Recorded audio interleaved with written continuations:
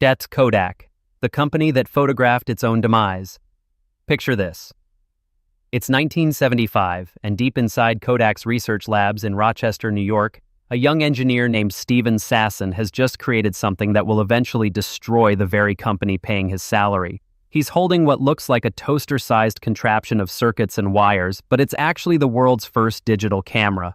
This crude device weighs 8 pounds, takes 23 seconds to capture a single black and white image at a resolution of just 10,000 pixels, and requires a television set to display the results.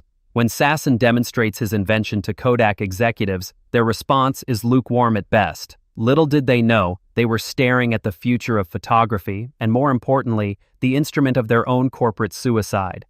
Kodak had just invented the technology that would make their century-old film business obsolete, and instead of embracing it, they would spend the next 37 years running from it until bankruptcy finally caught up with them in 2012.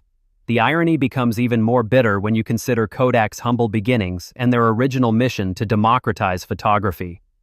In 1888, George Eastman founded the Eastman Kodak Company with a revolutionary idea: make photography accessible to everyone, not just professionals. His first Kodak camera came preloaded with film for 100 exposures, and customers would send the entire camera back to Kodak for processing and reloading. The company's slogan, "You press the button, we do the rest," promised simplicity in an era when photography required extensive technical knowledge. By 1976, Kodak controlled 90% of film sales and 85% of camera sales in the United States. They employed over 60,000 people in Rochester alone, making it a true company town.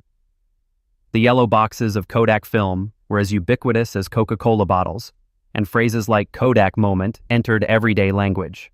For nearly a century, Kodak didn't just participate in the photography industry, they essentially were the photography industry. But success bred complacency, and Kodak's business model created a psychological trap that would prove impossible to escape. The company made modest profits on cameras but enormous margins on film and processing, a classic razor and blade strategy. Every vacation photo, wedding album, and family portrait generated ongoing revenue through film sales, developing, and printing. This recurring revenue stream was so lucrative that Kodak's leadership became addicted to it, unable to imagine a world where photography didn't require their chemical-coated strips of plastic. When Steven Sasson's digital camera eliminated the need for film entirely, Kodak faced what Harvard Business School professor Clayton Christensen would later call the innovator's dilemma. They could either cannibalize their own highly profitable film business or risk letting someone else do it for them. Tragically, they chose a third option: pretend the threat didn't exist. The company's response to their own digital breakthrough reveals just how deeply they misunderstood the revolution they had started. Kodak's executives convinced themselves that digital photography was a fad that would never match film's quality or consumer appeal. They commissioned study after study, each designed to prove that customers would always prefer traditional photography. In 1981, Kodak's market research predicted that digital wouldn't threaten film until 2010 at the earliest, giving them what they believed was decades to milk their existing business. Even more telling, when Sasson suggested that his digital camera could eventually be miniaturized and improved, management dismissed the idea as fantasy. They couldn't envision a world where every person would carry a high-quality digital camera in their pocket, even though they had invented the core technology that would make smartphones possible. Instead of investing heavily in digital development, Kodak spent the 1980s and 1990s focused on incremental improvements to film technology and expanding into related chemical businesses. While Kodak hesitated, the rest of the world raced ahead with their invention. Canon released the first commercial electronic camera in 1981, just 6 years after Sasson's prototype. Sony launched the Mavica in 1981, storing images on floppy disks and proving that consumers were ready for filmless photography. By the early 1990s, companies like Apple, Casio, and Logitech were selling digital cameras to early adopters who appreciated the convenience of immediate image review and computer compatibility. Kodak did eventually enter the digital camera market in 1991 with the DCS-100, a professional camera that cost $13,000 and was essentially a Nikon body stuffed with Kodak's digital components. But their digital efforts always felt half-hearted, as if they were reluctantly participating in a market they hoped would disappear. The company continued to pour research dollars into film improvements, developing new emulsions and chemical processes even as digital image quality rapidly improved and costs plummeted. The late 1990s brought warning signs that should have terrified Kodak's leadership, but somehow they remained in denial about digital photography's trajectory. In 1999, Kyocera released the VP210, the first camera phone, selling 100,000 units and proving that consumers wanted photography integrated into other devices. That same year, the Nikon D1 became the first professional digital camera priced under $6,000, finally making digital photography economically viable for serious photographers.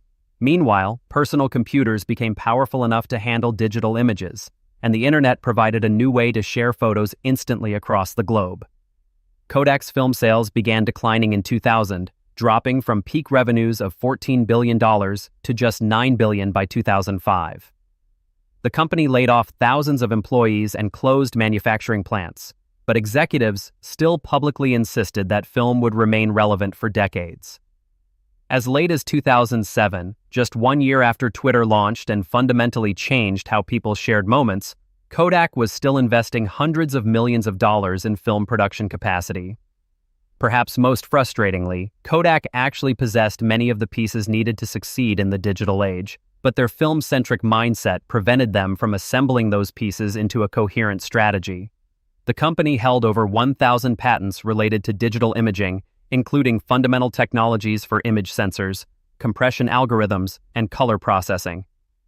They had established relationships with retailers worldwide, a trusted consumer brand, and decades of expertise in image science. Kodak even recognized that digital photography would shift value from hardware to services, launching EasyShare in 2001 as a platform for sharing and printing digital photos.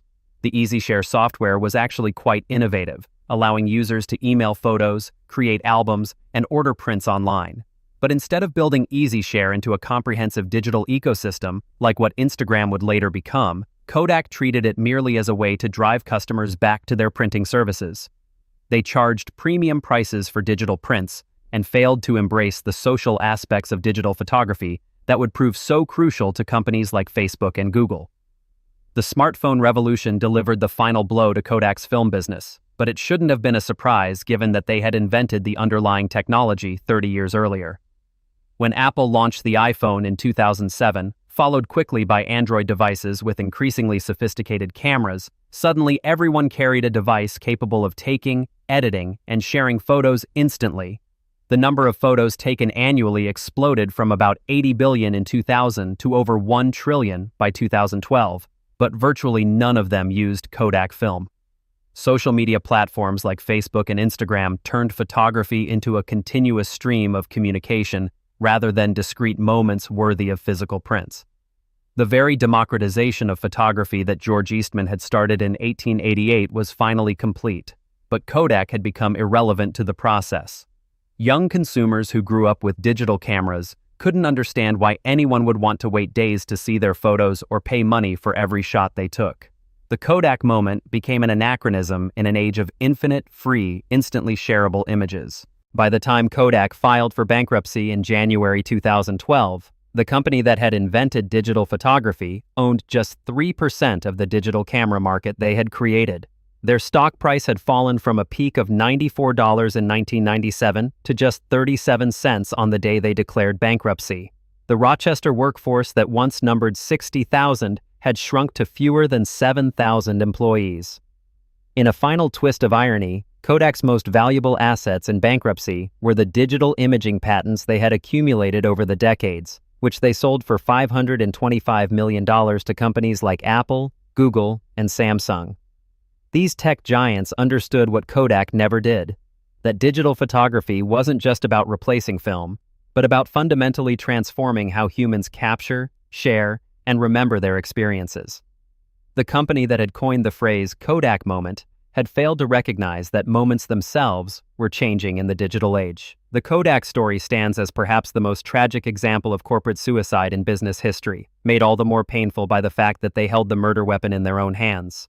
Steven Sasson, the engineer who invented the digital camera, still works in the imaging industry and often speaks about his time at Kodak with a mixture of pride and sadness.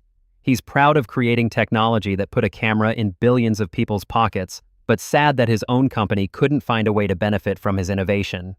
Kodak's failure wasn't due to lack of resources, talent, or market position, but rather a failure of imagination and courage. They couldn't envision a future different from their profitable past, and they lacked the courage to cannibalize their own business before someone else did it for them. Today, more photos are taken every 2 minutes than were taken in the entire 19th century, fulfilling George Eastman's original vision of universal photography in ways he never could have imagined. The tragedy is that Kodak, the company that started this democratization and invented the key technology that completed it, chose to be a bystander to their own revolution. In the end, they didn't just miss the digital photography boom, they photographed their own funeral, one missed opportunity at a time.